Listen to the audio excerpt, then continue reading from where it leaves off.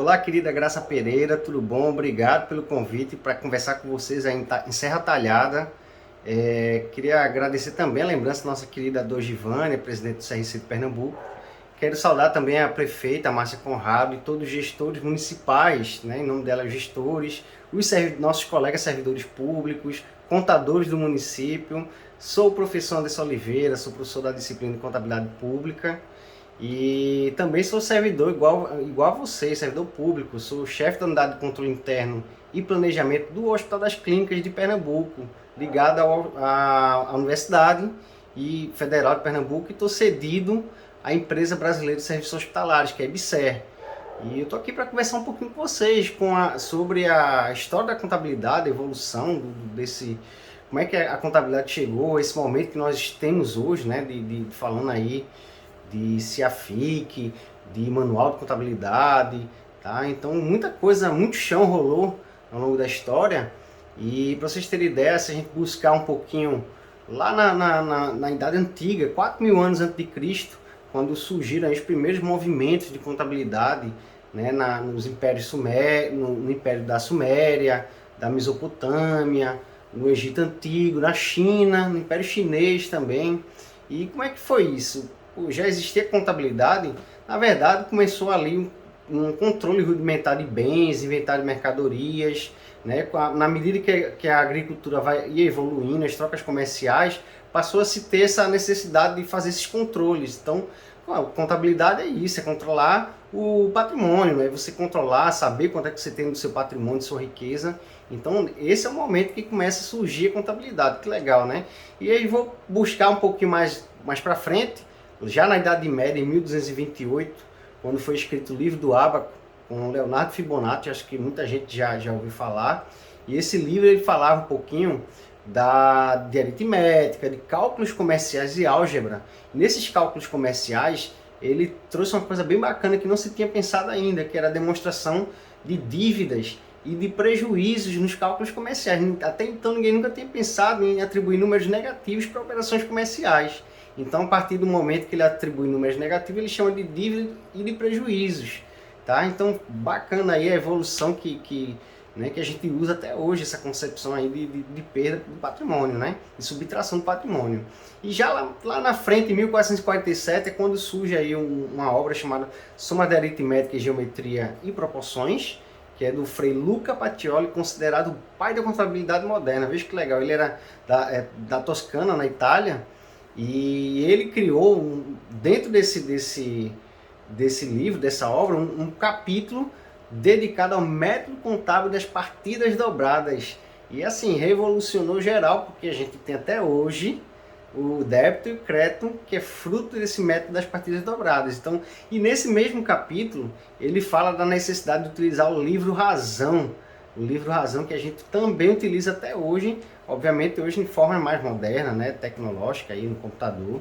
Mas aí a contabilidade ela vai evoluindo, passa por vários pensamentos, né? Escolas de pensamento contábil, que é a escola contista, personalista, aí vem a zendalista, e patrimonialista e a neopatrimonialista, com destaque para o professor Lopes de Sá, que é brasileiro, que apresentou essa evolução do pensamento patrimonialista em 1988, num congresso de contabilidade aqui no Brasil, brasileiro fazendo a diferença na contabilidade do mundo. Então, buscando um pouquinho também, olhar um pouco mais para o Brasil, em 1808, quando a família real, né, portuguesa veio para o Brasil, criou o erário régio, e que tem a função que é administrar as finanças e o patrimônio do país, né, o patrimônio público do país e todos os domínios da colônia coloniais portugueses. E esse erário régio, a partir dele, a família real adotou o método das partidas dobradas, aquele mesmo criado por Luca Pacioli em 1447. Então, em 1808, quando veio a família, foi a partir de então que se criou o método das partidas dobradas aqui no Brasil.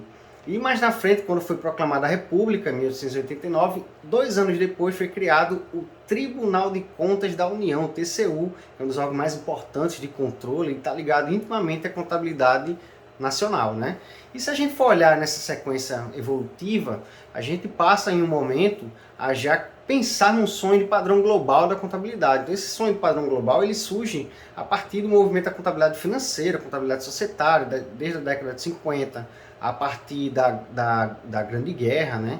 E 60, 70, quando começou a se desenvolver a tecnologia, né, a partir dos computadores, da internet, e essa evolução deu um ápice aí, né, a escala global de economia, né, que a gente chama de globalização, e com essa globalização surgiu a necessidade de padronizar a informação contábil a nível internacional. Então, essa padronização, ela partiu desse sonho, né, de vários países de falar a mesma língua, a contabilidade é a linguagem do negócio, e a partir de então uma entidade chamada IASB, né, que é um organismo internacional europeu, ele está sediado na Europa e passou a instituir normas para todo mundo, para todos os países no mundo que resolveram adotar, né, seguir esse padrão global. Ele começou com a adoção de normas chamadas IAS, né, até 2004, depois passou a modernizar essas normas com o ingresso de mais países, mais necessidade de mudança, a fazer uma revisão e instituiu outro conjunto de normas chamado IFRS, que é o que está sendo atualizado aí até hoje, né? Ele atualiza as normas IAS, tá? Então essa é a lógica de construção. Para vocês terem ideia, hoje nós temos 16 normas de IFRS já emitidas e 25 normas da IAS emitidas pelo IASB a nível internacional. E essas mesmas normas que dão origem às normas que nós temos hoje nos CPCs do Brasil. Tá? Para vocês terem ideia, são 166 países que já adotaram esse modelo de padronização FRS e FRS. E aí esse modelo ele vem seguindo a escala aqui no país de evolução, que passa desde 2005, quando foi criado o CPC, o Comitê de Pronunciamentos Contábeis, até 2010, quando todas as companhias abertas foram obrigadas a adotar as normas internacionais. Só que isso aconteceu as normas internacionais no Brasil só a nível societário? Não, aconteceu também a nível público, contabilidade pública. Mas só para fechar essa ideia das societárias, para vocês terem ideia, hoje nós temos 49 pronunciamentos técnicos emitidos com base nessas normas internacionais que eu falei para vocês, as IAS e as IFRS, e mais a estrutura conceitual básica.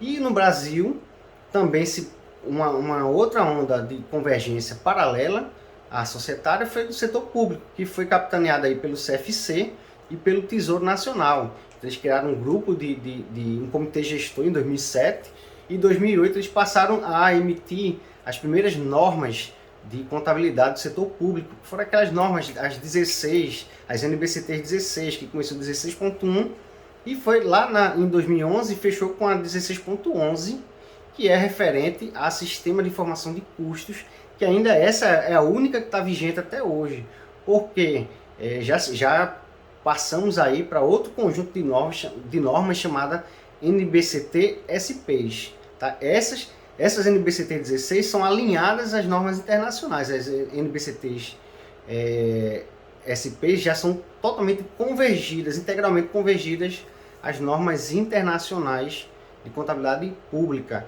E a partir de 2014 é que houve a obrigatoriedade pelos entes públicos de adotar o PCASP e o DCASP, que são os planos de conta e as demonstrações contábeis que nós temos até hoje. Tá? Então, assim, veja como né, foi rápida a conversa, né, essa escala do tempo, mas eu queria fechar o raciocínio com vocês dizendo que nós temos aí um movimento dentro da contabilidade do setor público, né, de valorizar a essência sobre a forma. A gente viu que há muitos anos se valorizava muito mais a forma orçamentária, a forma legal, e hoje a contabilidade, ela como ciência, a gente entende, né, que ela, na verdade, ela tem várias aplicações, e o setor público é uma das aplicações dessa ciência. Então, ela não pode deixar de valorizar a essência, o patrimônio, né, sobre a forma legal, a forma orçamentária, jurídica, que nós temos na administração pública. Então, é bem mais amplo a gente olhar o patrimônio do que só o orçamento apenas, tá? Porque o orçamento a gente fala de um ciclo periódico, entre ingressos e gastos, mas quando a gente olha o patrimônio público, são os recursos estão à disposição do Estado. Ele é pensamento mais contínuo, né, desse patrimônio. O patrimônio está a serviço da sociedade, né, e segue os princípios da contabilidade. Então, só para vocês terem ideia, hoje no sistema de contabilidade nós temos o orçamentário, patrimonial, compensação e controle, e temos custos atrelados a essa mensuração do patrimônio e dos controles, né, controle orçamentário, controle dos atos na contabilidade pública.